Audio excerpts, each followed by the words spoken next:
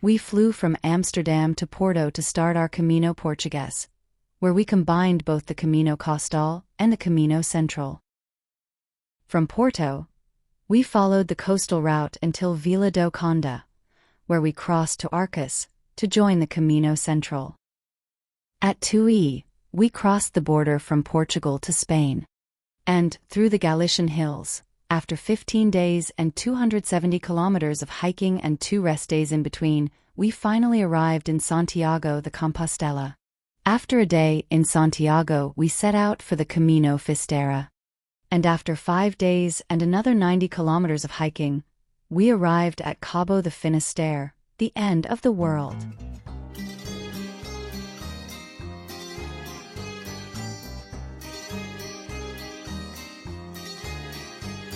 Upon arrival in Porto, we stayed for 1 day to visit this beautiful city, with its wonderful old streets and churches, and markets with fresh fish, fruit, and vegetables. The bustling riverside with the impressive Ponte Luís over the River Douro. You can cross over both the lower and upper deck. The upper deck, about 60 meters high, is also where the metro crosses.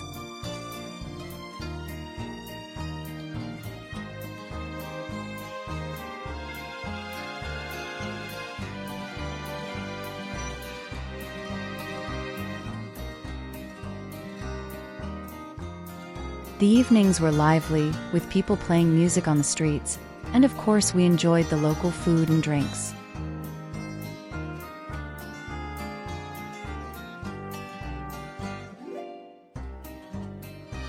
On our first hiking day, we descended from the cathedral to the riverside.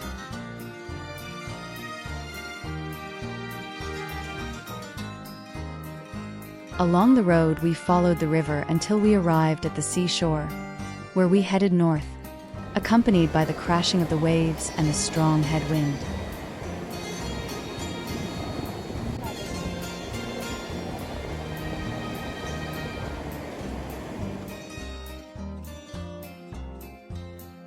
The next day, we continued north, following the Camino Coastal.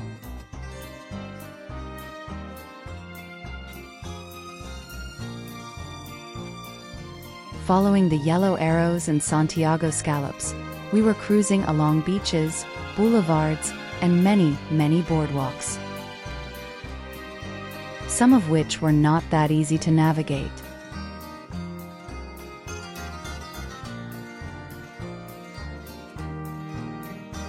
Next morning, we first visited Vila do Conde and the impressive 4 kilometers aqueduct from the 17th century, built to supply the Santa Clara Monastery with water.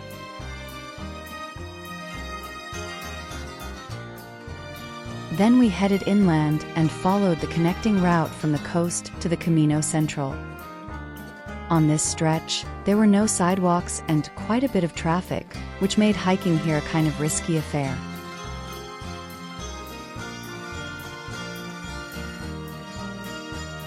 Luckily, there were also some beautiful little rivers with medieval bridges. And, at the end, so good with the rising temperature, a hotel with a swimming pool. And, of course, a good meal.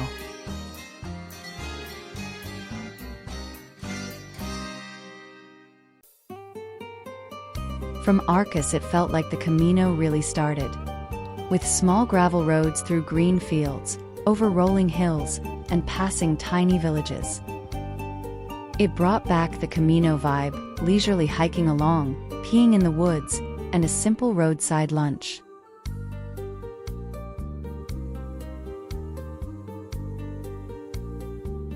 The day ended in Barcelos, a beautiful old town on the river, where we found our hotel right in the center.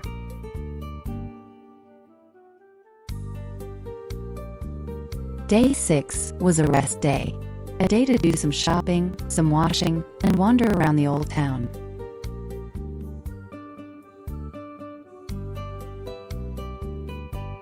A Igreja Matriz de Santa Maria Maior de Barcelos. O Palácio dos Duques de Bragança. And on top of that, we found a wonderful restaurant with opening hours that matched our biological clock. When we left Barcelos, we encountered our first drops of rain. But soon the sun came out again, and we continued through green fields and lush vineyards as we settled into the rhythm of the Camino.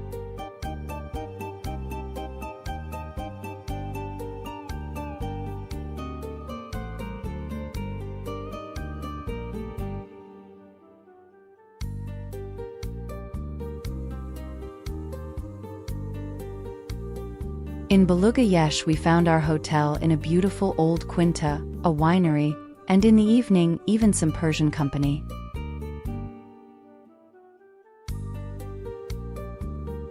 Next day, we continued through the small vineyards. It's the beginning of June, and the grapes were still small and green, but all around there were many beautiful flowers in full bloom.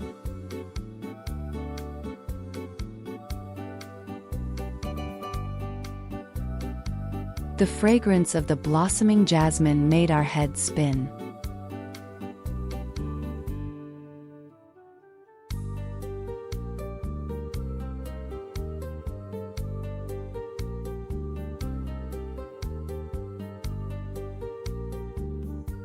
The day ended in Ponte de Lima, bridge over the Lima. With the hotel room up a few winding stairs, we had a nice view of the city.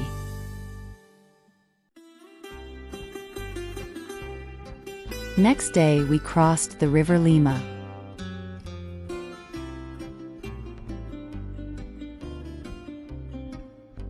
The day started easy, with a cool temperature and gently rolling fields.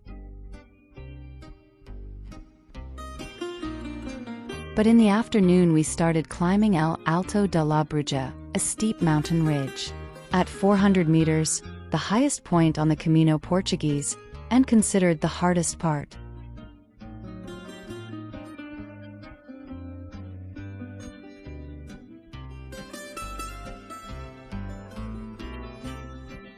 From the top, with great views, it went steeply down again. Back in the valley, we found ourselves on an ancient Roman road. A large part of the Camino Portugues follows this Roman road that used to run from Astorga, in Spain, to Braga, in Portugal. It led to our day's destination, São Bento. Soon after we left São Bento, we descended into the valley of the River Minho, and we could see our destination for the day, the twin cities of Valença and Tui.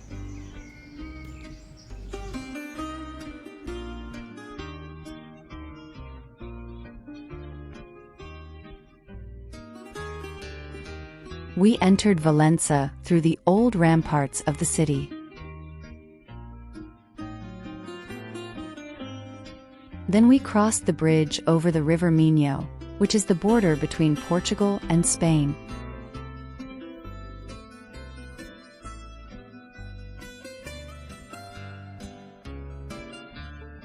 Having arrived in Spain, it was still a bit of a hike through the hot streets of Tui to our hotel. But, after all, it somehow was worth it. On our second rest day, we crossed the river again to visit the old citadel of Valença, with its small streets with little shops. After that, we crossed back again to Tui, with its impressive cathedral. This hot day ended with a good meal, and of course, a dip in the pool.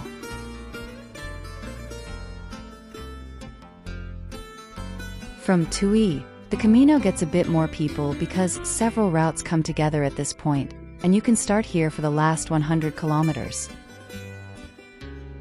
We entered the beautiful Galician hills.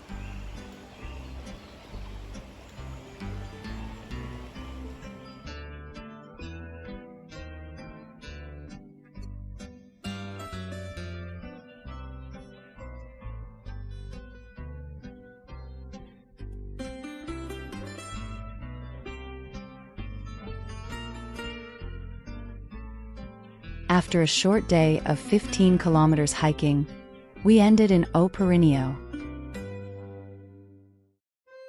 Next day was mostly on blacktop roads, not our favorite.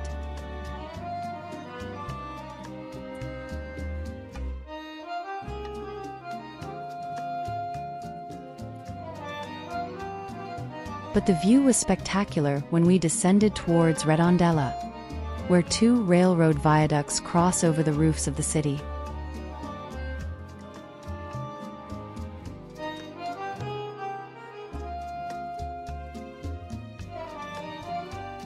Next day led us over nice forest trails with beautiful views, across silty estuaries with medieval bridges, and passing little old villages.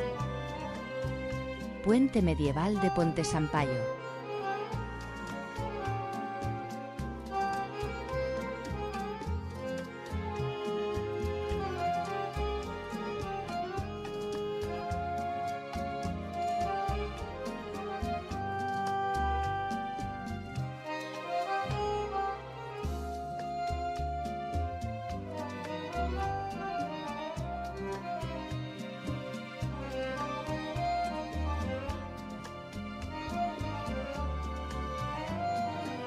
And after passing sky-high eucalyptus forests and clear blue streams, we finished our day in the beautiful old city of Pontevedra.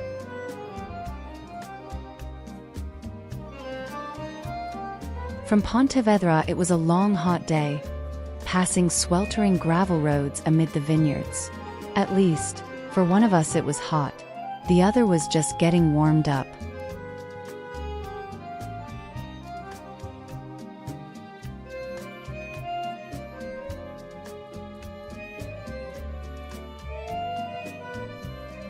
This part of the Camino appeared to be popular for schools to walk as a sort of school project. The last few days, these groups were hard to avoid. At the end of this hot day, we finally found some refreshment in the old Roman town of Caldas do Reis.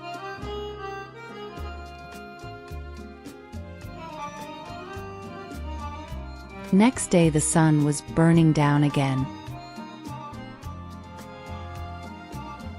But there were many stretches through shady forests and even a lovely stream to cool down.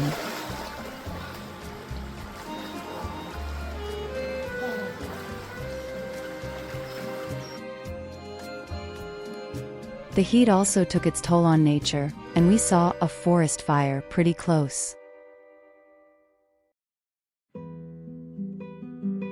From Pondicisores, we took a taxi to the other side of the river. In the livelier town of Padrón, we had a sangria and a good meal.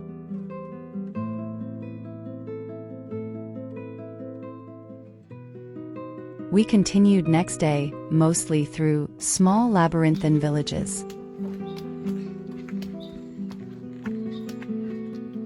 But the yellow arrows never failed to show us the right way.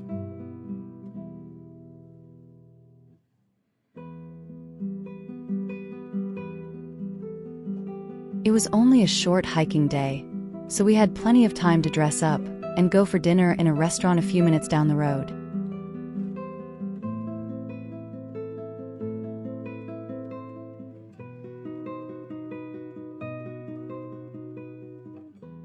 This was already our last day on the Camino Portugues. It almost felt like time was overtaking us.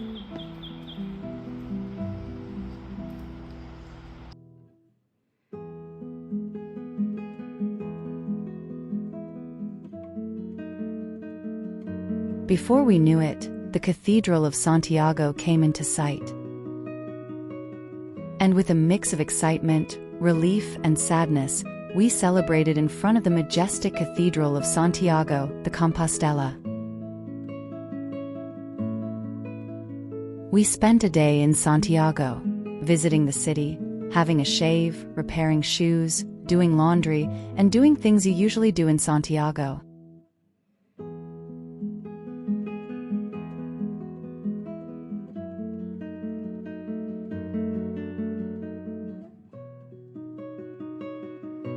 next day, we left Santiago for the Camino Finisterre.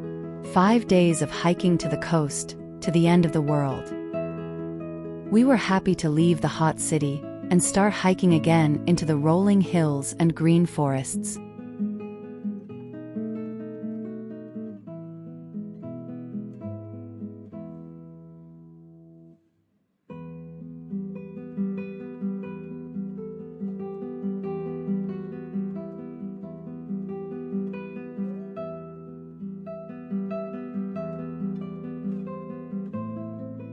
The Camino Finisterre is much quieter than the Portugues and the Francis. There are also a lot less cafes, restaurants, and shops. This means you have to plan your food and drink logistics a bit more carefully.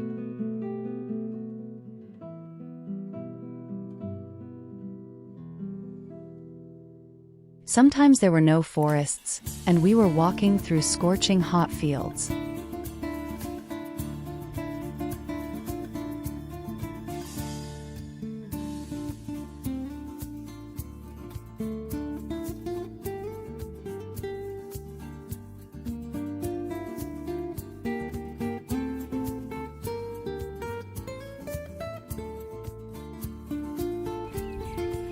Today we passed our highest point of the entire journey, Monte Aro, at 556 meters.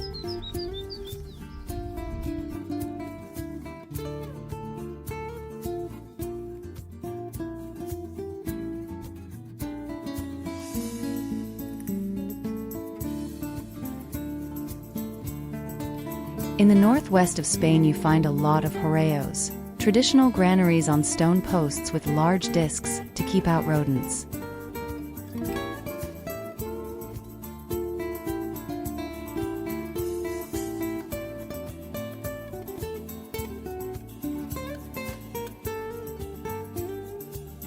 Next day was another beautiful day, but it was quite long and very hot, and there was very little shadow.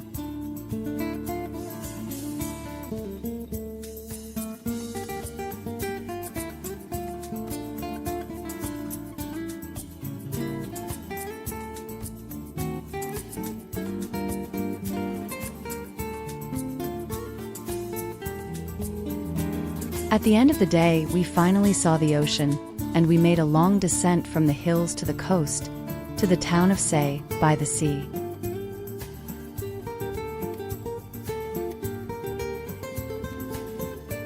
It was already our last day on the Camino Finisterre. We went up into the hills again, with beautiful views on the ocean, fishing villages and little bays with white beaches.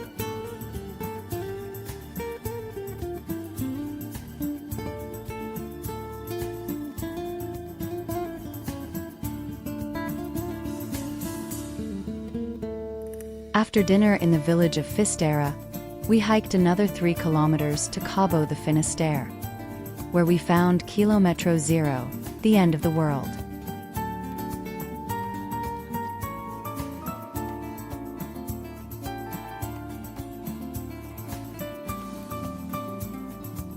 From Fisterra, we took a taxi back to Santiago. So we had the rest of the day to do what you usually do in Santiago.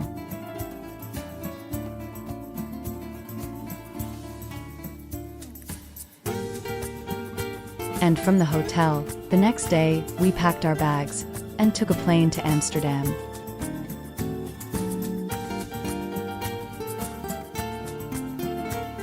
And we were back in Delft, right on time to have a kipsate for dinner.